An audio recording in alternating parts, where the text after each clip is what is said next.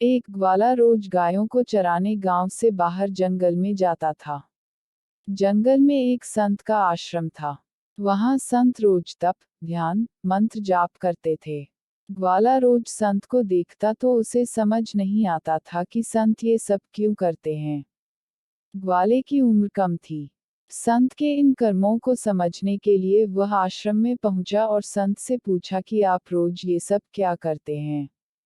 संत ने बताया कि मैं भगवान को पाने के लिए भक्ति करता हूँ। रोज पूजा पाठ, तप, ध्यान और मंत्र जाप करने से भगवान के दर्शन हो सकते हैं। संत की बात सुनकर ग्वाले ने सोचा कि मुझे भी भगवान के दर्शन करना चाहिए।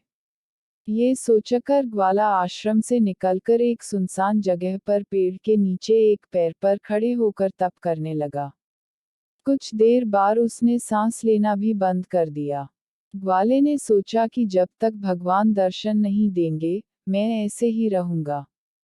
छोटे से भक्त की इतनी कठिन तपस्या से भगवान बहुत जल्दी प्रसन्न हो गए। वे ग्वाले के सामने प्रकट हुए और बोले कि पुत्र आंखें खोलो, मैं तुम्हारे सामने आ गया हूँ। ग्वाले ने आंखें खोले बिना ही पूछा कि आप कौन हैं। भगवान बोले कि मैं वही ईश्वर हूँ, जिसके दर्शन के लिए तुम तप कर रहे हो। ये सुनकर ग्वाले ने आंखें खोल ली, लेकिन उसने ईश्वर को कभी देखा नहीं था। वह सोचने लगा कि क्या यही वो भगवान है। सच जानने के लिए उसने भगवान को एक पेड़ के साथ रस्सी से बांध दिया। भगवान भी भक्त के हाथों बंध गए। ग्वाला तुरंत दौड़कर उस संत के आश्रम में पहुंच गया और पूरी बात बता दी। संत ये सब सुनकर हैरान थे। वे भी तुरंत ही ग्वाले के साथ उस जगह पर पहुंच गए। संत उस पेड़ के पास पहुंचे तो वहां कोई दिखाई नहीं दिया। भगवान सिर्फ ग्वाले को दिखाई दे रहे थे।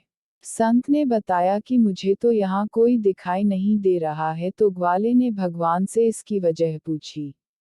भगवान ने कहा कि मैं उन्हीं इंसानों को दर्शन देता हूँ जो निस्वार्थ भाव से मेरी भक्ति करते हैं। जिन लोगों के मन में कपट, स्वार्थ, लालच होता है, उन्हें मैं दिखाई नहीं देता। सीख, जो लोग भगवान की भक्ति निजी स्वार्थ की वजह से करते हैं, उन्हें भगवान की कृपा नहीं मिल पाती है।